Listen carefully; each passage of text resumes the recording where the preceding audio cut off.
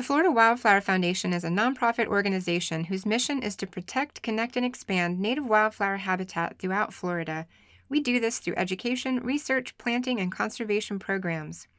We were founded in 2000 to receive and manage the funds generated from the sale of the state wildflower license plate. The plate was proposed in 1998 by the Florida Department of Transportation, Florida Federation of Garden Clubs, and other wildflower enthusiasts to raise awareness about FDOT's roadside wildflower program, as well as the importance of wildflowers in general. At that time, FDOT's roadside program centered largely around planting wildflowers on roadsides, particularly non-native species. But over the years, FDOT has placed increasingly more importance on preserving naturally occurring stands of wildflowers and native plant community remnants along the roads it maintains. The Foundation has continued to work with FDOT as well as individual counties and municipalities to help identify those naturally occurring areas and to encourage best management practices to ensure those areas, as well as planted areas, thrive and provide the ecological services they are naturally designed to provide. These efforts are helping roadsides evolve into biological corridors, rich in a diverse mix of planted and naturally occurring native flora that increase habitat for pollinator species while safely reducing maintenance costs. In the Panhandle and North Florida, the Foundation has organized wildflower alliances, which are active networks of wildflower enthusiasts who help keep an eye on roadsides and inform us of opportunities to conserve and preserve naturally occurring wildflowers. And we've helped establish wildflower resolutions in 37 counties throughout Florida. These counties have pledged to prioritize roadside wildflowers. In addition to our work on roadsides, we provide planting grants for demonstration gardens on public lands to show people not only the beauty of native wildflowers and plants, but how they can be used in their own landscapes. Our Viva Florida Landscape Demonstration Garden Grant Program has funded dozens of native plant demonstration gardens throughout the state. These projects are an opportunity to showcase native plants with the goal of educating the visitor on their usefulness in the landscape aesthetically, functionally, and ecologically. We've funded formal projects at botanical gardens, city parks, and other more manicured sites, as well as restoration projects in natural areas or areas that are being rewilded.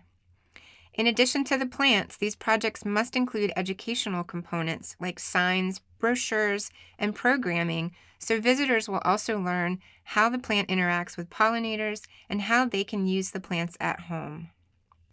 The Foundation also provides grants for wildflower gardens on school campuses, where students can learn about native wildflowers and the pollinators that depend on them. Our Seedlings for Schools program has helped establish over 500 gardens on school campuses throughout the state. Teachers apply in the spring to receive a shipment of plants at the beginning of the school year, along with planting tips, information on the plant species they're receiving, and classroom resources. If all goes well, the teachers can reapply for an additional shipment in the spring. The Foundation funds and conducts research on a variety of relevant topics, including native plant propagation, roadside planting and maintenance, the efficacy of urban habitat, and much more. We've developed and continue to develop numerous publications that help people select, plant, and maintain native wildflowers and plants in their home and urban landscapes. For teachers, we developed the Wild About Wildflowers Activity Guide, which is aligned to 3rd and 4th grade state standards, but the activities are suitable for children and adults of all ages.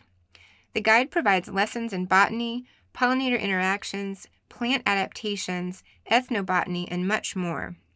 And we're in the process of expanding it to add more lessons and activities on plant identification, taxonomy, and the importance of wildlife and habitat corridors.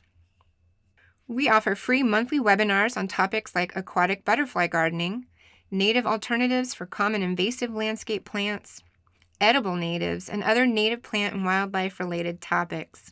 We host monthly field trips throughout Florida to see wildflowers in bloom, to see unique habitats and other interesting native plant opportunities. And our website is the foremost resource for all things related to Florida native wildflowers. It includes over 300 plant profiles, seasonal bloom reports, guides for where to see wildflowers, and of course information on our roadside programs. Visit our website at www.flawildflowers.org. Wildflowers are a gateway species for many people to get them interested in our natural world. Their beauty and intricacies attract people and engage them to pay closer attention to the interconnectedness of our plants and pollinators and other wildlife and entire ecosystems. Native wildflowers in particular are essential to Florida's ecological health, economy, and natural beauty. They provide diversity in our landscapes and opportunities for ecotourism and recreation. They perform ecosystem services and play a vital role in water quality, erosion control, and carbon sequestration. Wildflowers are a key component in many of our ecosystems and are relied upon by so many species of wildlife. They provide food and habitat for pollinators, birds, and other wildlife. And these critters all have a role in the ecological health of our natural landscapes. That in itself is an important enough reason to preserve our native wildflowers and the habitat in which they exist. But those pollinators are especially important to us. The percentage varies depending on the source, but approximately every third bite of food relies on pollination, either through direct pollination, like fruits and vegetables, or indirectly as food for livestock that then becomes food for some humans. But our food crops don't provide enough resources for the insects that pollinate them. Pollinators need native wildflowers and native flowering plants to supplement their diets, and so our wildflowers are essential for the success of many crops by providing that supplemental food and habitat that those pollinators need. A huge part of the Foundation's work focuses on creating urban habitat corridors. These are important refuges for pollinators and wildlife, especially in our increasingly urbanized areas. Habitat loss due to development is one of the primary threats to biodiversity here in Florida. We are one of the fastest growing states in the country, with an estimated 1,000 people moving here every day. And to accommodate that growth, we're developing our natural lands at an alarming rate. Estimates suggest we're losing 170 square miles of natural land every year. And subsequently, we're losing the biodiversity that not only makes Florida so unique, but that people and wildlife rely on for survival. Our natural areas are shrinking, becoming fragments of habitat surrounded by developed concrete landscapes. And these fragments are too small and too isolated to sustain the wildlife that depend on them. With regard to our urban areas in particular, the Foundation is looking into things like habitat establishment, how to increase ecological diversity and function in our urban landscapes. We're looking at pollinator health and ecosystem services maintenance, as well as the public connection to nature. We're compiling existing research and assessing best practices and planning tools to come up with key talking points so we can develop a strategic approach to engage stakeholders. This includes homeowners, HOAs, developers, urban planners, public works departments, and roadside managers. We're also identifying potential corridor opportunities to develop green space networks, especially in our urban areas. From backyards to roadsides, trails to municipal landscapes, and utility rights-of-way, these all have potential, but it's crucial to use these spaces to provide habitat and start creating corridors of habitat that reconnect to those remaining natural areas, or at least provide stepping stones.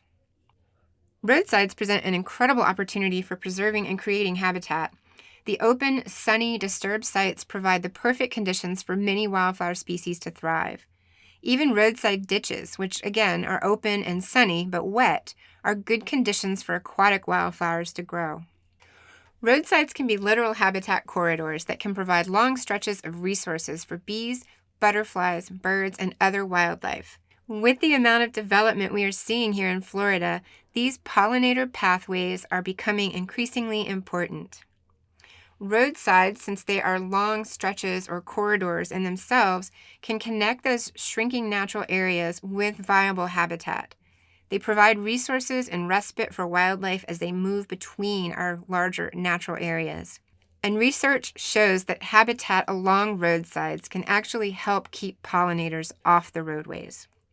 Roadsides also already exist. They're an easy target, so to speak, because we don't have to do much to maintain the habitat and the ecosystem services that they already provide and support. With just some simple adjustments to maintenance regimes, such as reduced mowing, management can be fairly easy. You can support the Florida Wildflower Foundation's efforts by becoming a member, making a donation, or purchasing the state wildflower license plate, all of which is easy to do from our website, www.flawildflowers.org. If you're interested in roadsides, get involved at the county level. If you live in a county with a resolution, you can be a wildflower watcher. Pay attention to the roadsides, particularly in rural areas.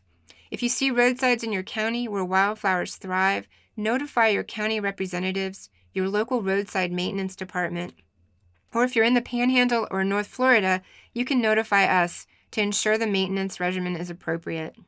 If your county does not have a resolution, we have a step-by-step guide on our website to help you get one passed in your county. Contact us and we'll help get you started. Beyond roadsides, the easiest thing a person can do is create habitat in their own landscapes. You can create an urban oasis for wildlife by planting native wildflowers, grasses, vines, shrubs, and trees in your yard. Be intentional. Choose plants that provide a diversity of resources throughout the year: host plants, nectar, seeds, fruit, dense foliage, and nesting material. Our website has tons of resources to help get you started. Even if you don't have acres of land, you can still provide habitat. Plant a container garden. Put pollinator pots on your patio. Every little bit helps.